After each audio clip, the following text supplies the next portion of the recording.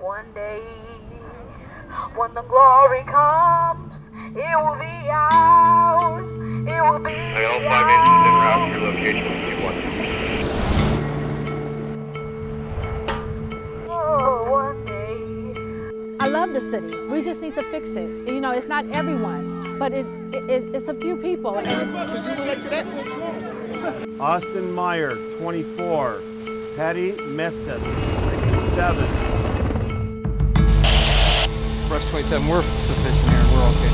And they are taking control. After a series of accidents at high roadway after they lost control. I want to show you what's left of the car here. Businesses that advertise in that paper. That's really what it's all about. The star of the group is clearly De'Aaron Fox. This is called the Black Line. Here, the fire. 22 structures destroyed. Indiana University, where he broke some quarterback records. I'm not going to do anything. I know you're not. In front of me.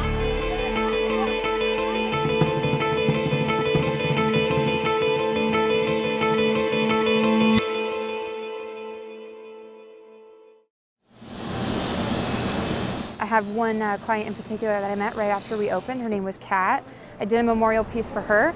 Her brother, who was a Marine, committed suicide. Unfortunately, a year and a week after I did her memorial piece, she took her own life. Sunday at noon, we got a group. We made notes, wrote notes, and then that evening, Sunday evening, 7:30 p.m., we came out and we posted 240. They didn't have anybody in front of them saying, stop, rethink this, you know, please, I care about you. They don't have anybody. Now, nobody has to be out here, but all the notes are out here, which means that hundreds of people are gonna be out here silently, but with notes. Someone telling them to stop every foot or so.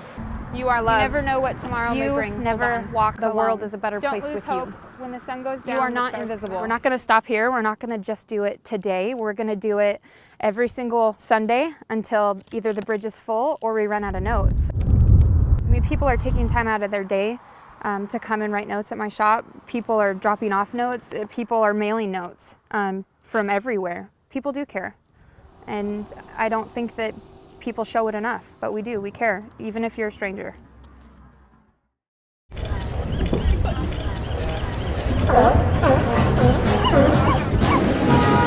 It's one of the top tourist destinations in the world.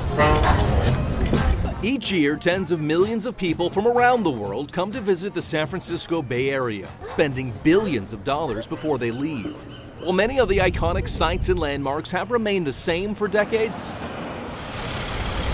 a brand new tourist attraction is attempting to update the list of must-dos by targeting the curious.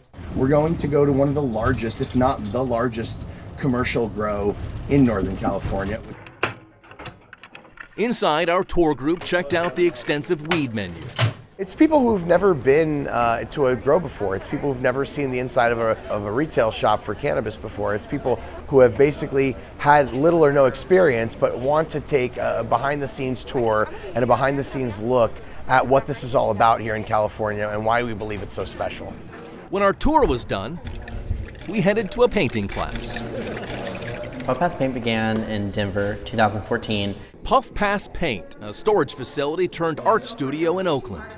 For $39, people 21 and older can get high and paint for a couple of hours. We've not ever got to do this in public before. Smoking cannabis has always been something we've had to keep private and behind doors. It's allowing us to step into a really safe, familiar space and then also bring cannabis into that space to try to break some stereotypes. That's what the next step is to realize the areas and the avenues that cannabis is enhancing our lives. And as for Pino, whose budding business is booming, he hopes one day to bring his bus as far as Sacramento. People come into the Bay Area in droves every year and they're seeking out, many of them are seeking out cannabis experiences. I'm just here to fill that need. Let's just get this out of the way. Cows belch. And that's what this story is about. Cows belching. Go ahead, take a second to giggle. Good. Now that you've gotten that out of your system, you should know what cows are getting out of their systems when they belch is a problem. A problem that Dr. Ermeus Kabrab says needs to be solved. Methane is one of the greenhouse gas emissions, one of the greenhouse gases. It is 26 to 86 times more potent than carbon dioxide. But if you're wondering, how do they know? How do they know what these Holsteins are burping? Yeah, they love it. How do they know if the seaweed method is making for less methane? The machine's able to analyze for hydrogen, carbon dioxide, and methane. PhD candidate Brianna Roque showed us this sniffer that sorts out exactly which gases the cows are belching. Hey, it's not a job I'd want, but better this end than the other, I suppose. Actually, there's a misconception there because most people think that it's animals produce methane or release methane from the back end, but actually it's from the front end. And so far, it's working. These cows getting the most seaweed are belching out the least methane, which is a big deal in California, where more than half of all methane emissions come from dairy cows.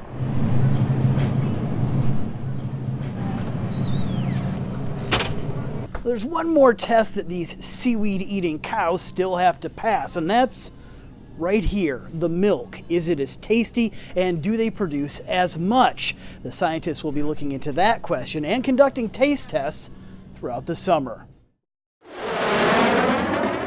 happened really fast. My initial thought, I remember, is just I can't believe it's happening. I'm thankful that we were alive that day, and I'm thankful for the opportunity today. I still don't really identify as a hero. I just feel like on that day we just did what we had to do. I would call him a hero, and hopefully we can continue to call him a hero all afternoon. We call this our Hometown Hero program, to be able to get him in the backseat of the F-16 and show him firsthand the Thunderbird mission.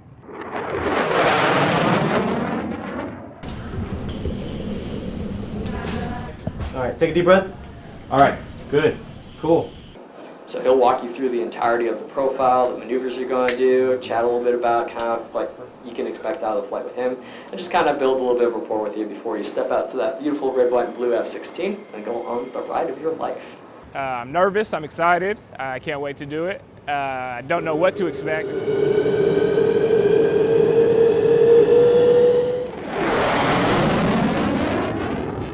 It's an incredible honor to have someone who did true heroism and valor to show us that, and to be able to give him the experience like that in the Thunderbird jet is really an honor.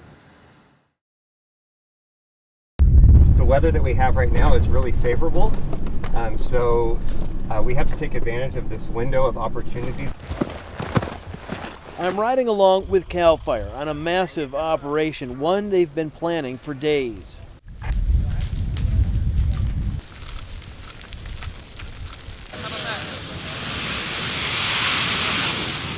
This is called a black line. Here, the firefighters are setting fire themselves in advance of the county fire, a monster that in just 3 days has torched more than 70,000 acres in Yolo and Napa counties, in the mountains where there are fewer homes.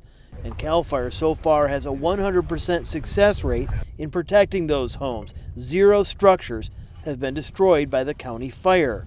But here at the southeastern end, the fire is headed downhill and could make a run toward Esparto if it's not stopped. All along, CAL FIRE knew this stand would be critical, and they've been laying the groundwork for this operation for days. They bulldozed fire breaks into the hillside and backed those up with aerial drops of fire retardant yesterday. Today, they've gotten a lucky break. The winds have calmed and conditions are perfect for them to use fire to clear out the dry grass in a controlled burn before the county fire can get here. And it'll keep all of the embers and smoke going into the main fire area rather than on this side, which obviously we don't want fire on this side of the line. On this side of the line, there are homes and active farmland. Here, at the edge of one of those ranches, a landowner has an old burial ground for livestock. What firefighters don't want is for this entire ranch to look the same.